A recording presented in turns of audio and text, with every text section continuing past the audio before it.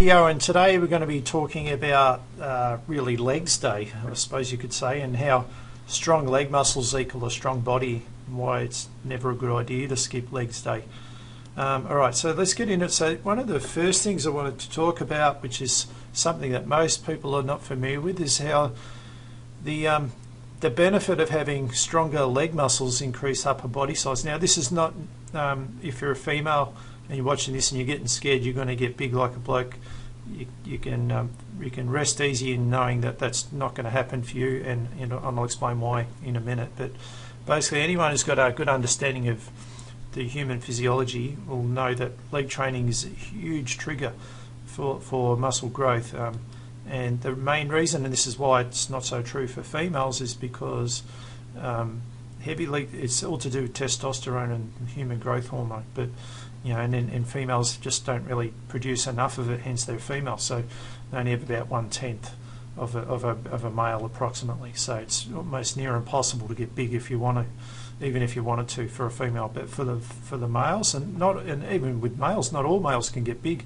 Some of them just don't have the genetic structure for it. But generally speaking, heavy leg training will causes your upper body to increase its production, or causes your whole body to increase its production of testosterone, because they're your largest muscle groups in your body, and so because they're such a massive muscle group, they demand a huge amount of activity, like a huge amount of blood to be pumped in there once they're under a duress, and from a heavy squat, as in this example. So from using a heavy squat within my training enhances my ability to, because I've got testosterone flooding around all these big muscle groups, because it's in the body already, in the bloodstream. Once I'm sort of moving somewhere else, all that testosterone was here, there's now going to be helping me through my biceps.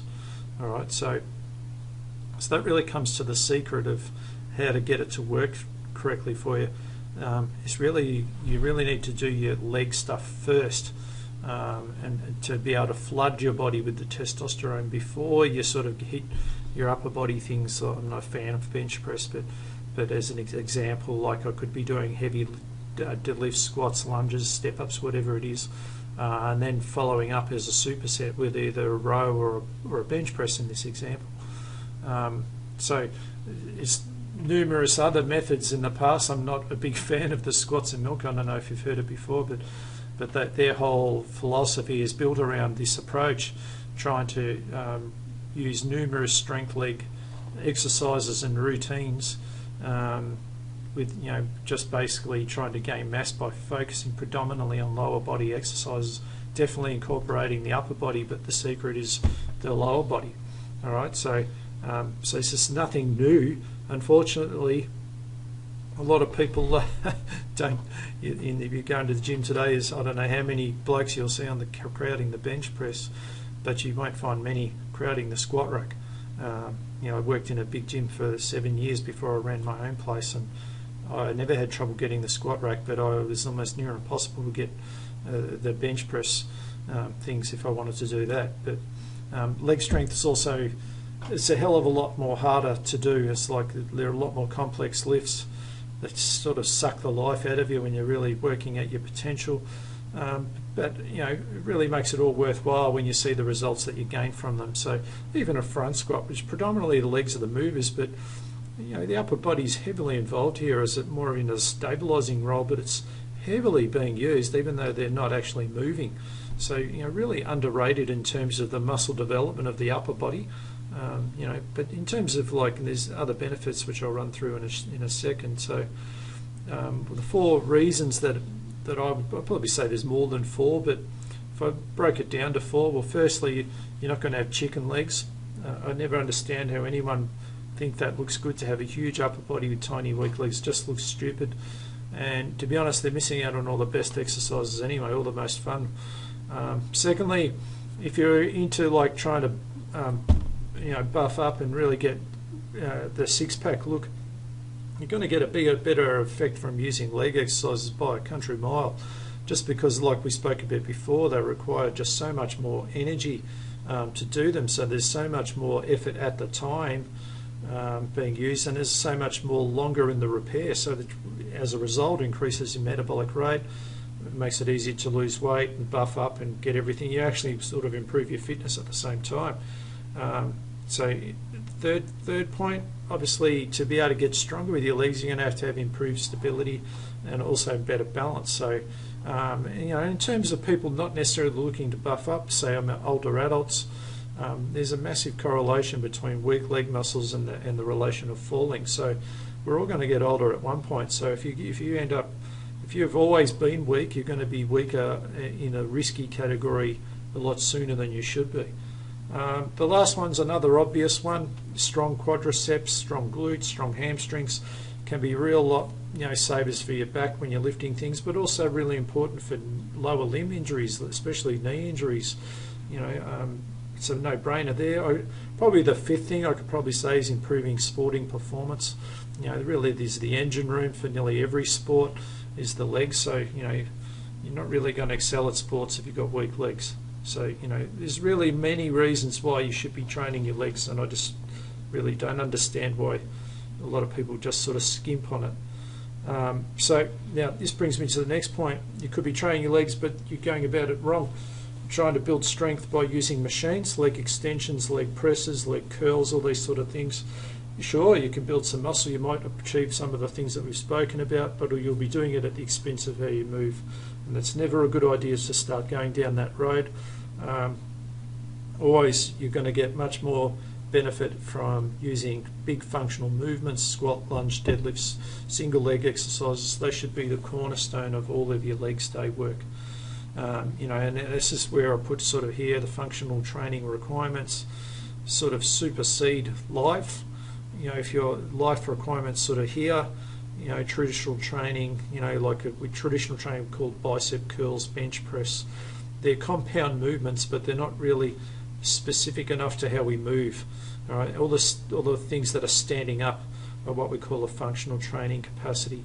Machine training falls below bench press and bicep curls because it even completely removes coordination, any need for stability. Everything's a fixed plane. There's no real, you can't screw up the exercise, but it's screwing up your nervous system. So the bigger the gap between your training level, so your training levels basically should exceed life, the bigger the gap between that is where injury occurs. So you can see machine training is really setting you up for future problems. So when you're sort of going about like really hammering your legs, there's sort of these things you need to, I call them rules, probably better word is guidelines. Technique is everything. That should be applies to everything to do with exercise. Always use functional movements like we spoke about just then. Always warm up and always work on mobility. If you skip through those areas and just go straight to training really hard, you could pay a big price for it later on. Careful of overtraining. Well, all this stuff's really good fun. You have a really good, it can really produce great results. You've got to be mindful of how much damage the legs create. That they really do take a lot longer to recover than the upper body does, just because they're such bigger muscle groups, and they're really used in those compound movements. They're really used all of them simultaneously. It really creates a massive destruction on the body if you're not careful. Also, to build muscle, you really got to eat quality food. You can't just train and expect it all to happen from the training if you're eating rubbish. So basically, like I put here, you can't build a house without bricks, and you can't build muscle without good nutrition. So, if you're devoting hours to training but cutting corners with your food, you're going to not get very far. It really can make or break you. So you've got to really put in the commitment to eating well. Really make sure you eat a good variety of foods too. A lot of people try and just stick to the same thing, just chicken and rice or chicken and broccoli. Chicken and broccoli is good, but not good every 7 days a week. You're missing out on things. You're going to be starving your body of other nutrients. All right, so if you really do want to buff up, you really need to pay attention to your food. Lastly, I'm going to give you a program here that you could follow. This is sort of like a 12-week program. If you did it, there's 4 phases to this. You could do them in blocks of 3 weeks, or you could do them in blocks of 4 weeks if you wanted to. It doesn't really matter how you slice and dice it. This is not the only way. Call it like a Quadzilla program. You know, again, if females, you know, they can do this sort of stuff as well. It's you know, it won't make you big, but it will definitely make you strong. It'll probably, if anything, if you're a female, it'll shrink you down. You'll actually be losing weight because the metabolic demand will be so great. But this is sort of an example program I might have done a while back, and I've done occasionally with people. Obviously, you would want to build in your upper body things around it, but you could build in like 2 workouts that are really heavily leg orientated with different exercises, one on a Monday, one on a Thursday. This is what I call a contrast load, where I've got like a contrast in reps, and where I'm sort of working low reps and then high. So the squat would superset into the walking lunge. So it's sort of this would be like a maximum load, and this would be a really light intensity, hence I can do it longer. Sort of like maximal strength with endurance at the same time. It's quite a sort of an interesting contrast, try and do that, and also getting in all these different angles and positions, finishing it off each set, each sort of workout with a simple isolated exercise to just like a bonus exercise, I suppose you could say. That'd be like something that I'll work through in the first phase. Always remember, I wouldn't do any of this stuff if I have someone who's got injury or someone the technique is not there. I'll be working on all of that stuff before I do any of these advanced things. All right, so step 2, once I've sort of gone from that sort of maximum load, I go into like a high volume type of a workout where I'm sort of including drop sets and trisets. So this first day is the drop sets day, where I'm, you know, it's quite risky with the back squat to do a drop set. You want to be pretty confident on your form on this. Would never do it with a deadlift. Squats are probably a little bit more confident in doing this stuff with. You know, and I could go a little bit different load with the lunge, taking longer to rest. The rest period with all of these, you'll find it has to be a lot longer than just 1 minute. Could even be 3 or 4 minutes at times, because just the amount it takes out of you just need way longer to recover. You know, and on the Thursday, trisets, they're another one of my favourites, because I sort of can work through different angles and positions, mixing up the reps. You can sort of see going from almost like a pyramid high to low to high, messing around with tempos as well here. You know, really quite destructive workout. You know, you trust me when I say you'll be feeling this for days when you do these for a few times. Stage 3 is where it's sort of a bit more of a sporting type of a feel. This is where you start to bring in the, you know, again, fast sort of tempos, again, box jumps, different type of movements from the other programs. Body weight orientated, but the load is really the speed. You know, sort of bringing in heavy load. So complex training is like heavy load, like slow tempo with a fast tempo. And basically a jump is made from a squat. So you're sort of trying to make the squat about the strength and the squat about the power, and then the single leg deadlift about the strength and stability, and then it's about the power and ability to brake and control. So depth jump is like landing, so it's like all about braking forces there, eccentric strength. And then on this sort of day, you've got sort of like the sport specific hopping drills and things like that. Quite good fun, these, you know, a different type of exhaustion, I suppose. Last one is probably the most complicated of them all, wave loading. I've sort of simplified the reps. Usually it's like 3, 2, 1. I find just 1 rep max be a bit too risky, especially if you're on your own. You know, sort of one day making about the deadlift and the next day about the squat.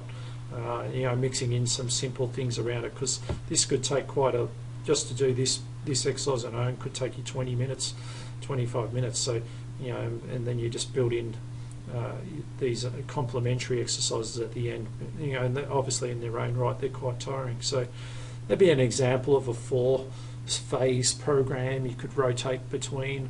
Again, building in your upper body stuff around it, either on the day that you're doing it, or you know, you could do it on a different day. But you know, it just depends on how much time you have. All right, and a couple of different ideas that you could work with.